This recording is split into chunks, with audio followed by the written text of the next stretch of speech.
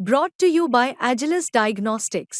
Health test की बात आती है तो मैं भरोसा करता हूँ India largest diagnostics company Agilus diagnostics. खुद को टेस्ट करते रहो।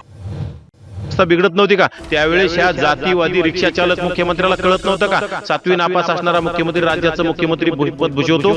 हा गुटखा खाऊ शंभूराज देसाई मुख्यमंत्री आणि जरांगीच्या मदातील दलाल आहे। हा शंभूराज देसाई असो किंवा बंड्या जाधव बंडू जाधव असो, आता आमचा बी तोल सुटतोय, आमचं बी थोडं सहन करावं महाराष्ट्रात। कारण फक्त जरांगीला शिवाय देता येतात आणि आम्हाला शिवाय देता येत नाहीत असं नाही। बंडू जाधव इथून पुढे ओबीसी कसा पोलराईट असतो, कसं मतदान करतो हे तुला कळेल। काय बांगड्या भरलेल्या नाहीत, आम्ही सुद्धा प्रत्युत्तर देणार। मराठा आंदोलक मनोज जरांगे यांच्या आमरण उपोषणाचा आजचा 6वा दिवस आहे। मनोज जरांगे यांच्या उपोषणाच्या समर्थनार्थ आज जालना जिल्हा बंदची हाक देण्यात आलेली आहे। ओबीसी आरक्षण बचाव आमरण उपोषणासाठी बसलेले उपोषणकर्ते लक्ष्मण हाके आणि नवनाथ वाघमारे यांच्या उपोषणाचा आजचा 4था दिवस आहे। आपल्यासोबत दोन्ही उपोषणकर्ते आहेत। सर, काय सांगणार? आज जालना जिल्हा बंदची हाक मनोज जरांगे यांच्या उपोषणाच्या समर्थनार्थ देण्यात आलेली आहे, काय पहिली प्रतिक्रिया? बंद करून आणि दहशत माजवून आरक्षण मिळतं का?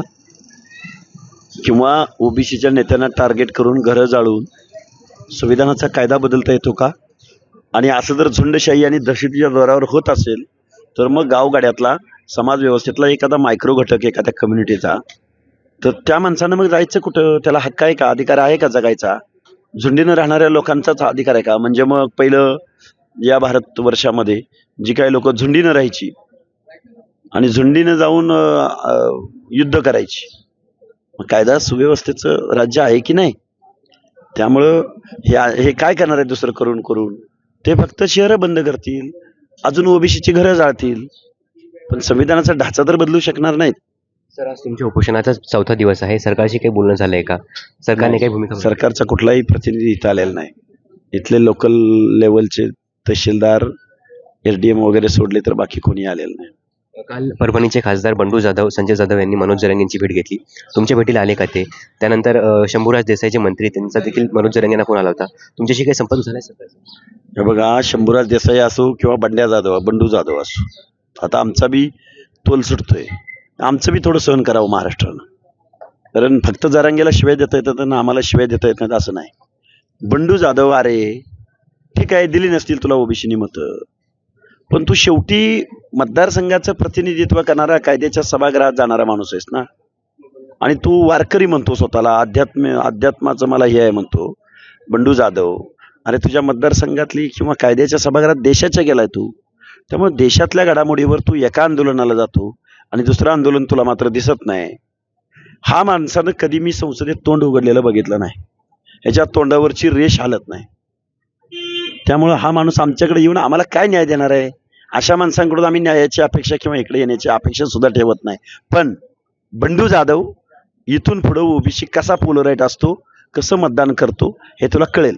सर, याच ठिकाणी काल ओबीसी आंदोलक आणि मराठा आंदोलक जे ते आक्रमक झाले होते, संघर्ष एक पाहायला मिळाला होता, आज शांतता पाहायला मिळत आहे, काय आव्हान असणार आणि काय सांगायला? हे बघा, पोलिसांचं काम करू द्या। शासनानं किंवा शंभूराज देसाईनं या पोलिसांच्या कामात अडथळा आणू नये, आणि ते जरांगेच्या सांगण्यावरनं तर अजिबात आणू नये। तुम्हाला काय वाटलं वावगं तर तुम्ही निश्चित तशी प्रिकॉशन घ्यावी, पण जरांगे सांगतोय ते काढून टाका, तो रस्ता मोकळा करा। शेवटी कायदा आणि सुव्यवस्थेचा एखादा निर्णय घेण्याचा अधिकार कलेक्टर असतो, तो त्यांना त्यांचं काम करू द्या। जरांगे सांगतो म्हणून तुम्ही जर रस्ता मोकळा करणार असेल आणि आम्हाला जर शिव्या कोण देणार असेल तर आम्ही काही बांगड्या भरलेल्या नाहीत, आम्ही सुद्धा प्रत्युत्तर देणार। शंभूराज देसाईंनी मनोज जरांगे यांची फोनवरून संपर्क साधला, त्यांचं बोलणं झालेलं आहे, तुमचं झालंय का बोलणं आणि काय वाटतं तुम्हाला? शंभूराज देसाई आम्हाला कशाला फोन करेल? आम्ही शोषित, वंचित, ओबीसी। शंभूराज देसाईला ही जातीवादी मानसिकतेतले लोक आहेत। शरद पवार असो, शंभूराज असो, बंड्या जाधव असो, नाहीतर मुख्यमंत्री असो, ह्या माणसांना मतं घेण्यापुरतं पैसे वाटायचे, मतं घ्यायची, पुन्हा 5 वर्ष पैसे कमवायचे, पुन्हा निवडून जायचं, एवढा एक कलमी कार्यक्रम आहे यांचा। काय माहिती आहे बंड्या जाधवला सामाजिक न्याय म्हणजे काय असतो? प्रियांबलमध्ये सामाजिक न्यायासह समता, बंधुता प्रस्थापित करायची, म्हणून आपण राबतो आहोत। हे काय माहिती आहे बंडूला? बंडूचं शिक्षण किती? बंडूला भाषा येतात किती? बंडू कधी संसदेत बोलला का? त्यामुळे त्याच्याकडून आम्ही काय अपेक्षा ठेवणार? ही जी संपूर्ण परिस्थिती याचा येणाऱ्या विधानसभेच्या निवडणुकीत परिणाम पाहायला मिळेल?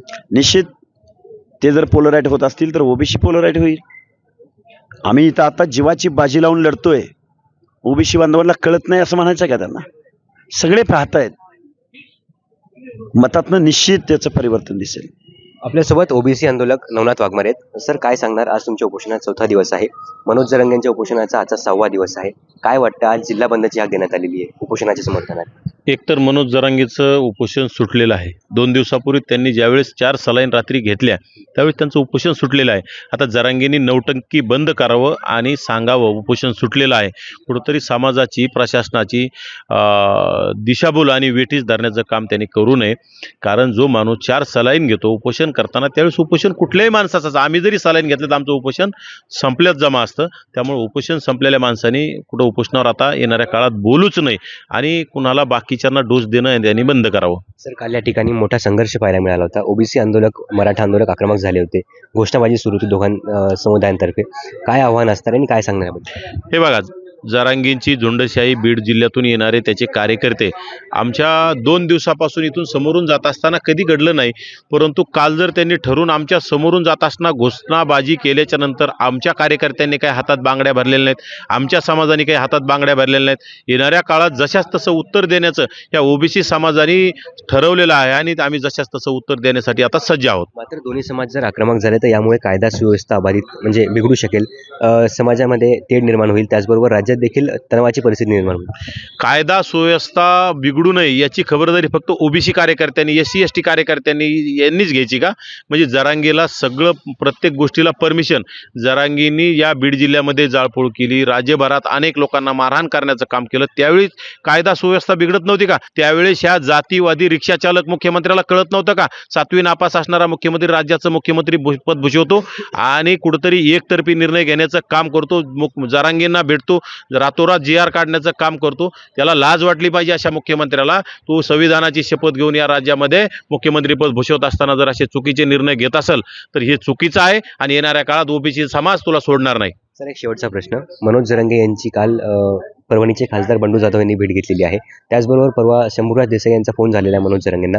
काय सांगणार याबद्दल? काय तो बंड्या, जो बंड्या काळ्या पिवळ्या भरून देणारा, हातात दंडुकं घेऊन काळ्या पिवळ्या भरून देणारा बंड्याला गोरगरीब ओबीसी भटक्या विमुक्त समाजाने आमदार केलं परभणीचं शिवसेनेच्या तिकिटावर, नंतर खासदार केलं. ठीक आहे, यावेळेस जातीवाद वाढला, यावेळेस कमी झाला असेल ओबीसीचं मतदान, परंतु एकच मराठ्यांची म्हणजे मराठ्यांची हे घेणारा, पास घेणारा जो जर बंड्या जातीवादी इतका असेल, नाव घेतो मी पांडुरंगाचा बघतोय, मी याचा बघतोय, त्याचा बघतोय, आणि तो नक्कीच राजेश टोपे आणि तुतारीचा सुद्धा एजंट आहे.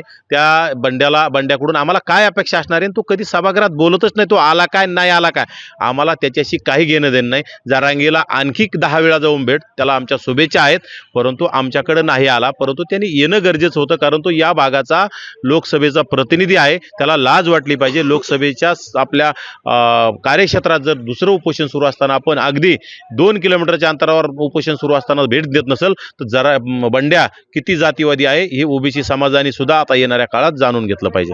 मनोज जरांगेंशी शंभूराज देसाई यांनी संपर्क साधला. त्याचबरोबर मुंबईमध्ये आझाद मैदानात देखील मराठा आंदोलक जे ते आक्रमक झाले, त्यांचं उपोषण चालू आहे, आंदोलन चालू आहे.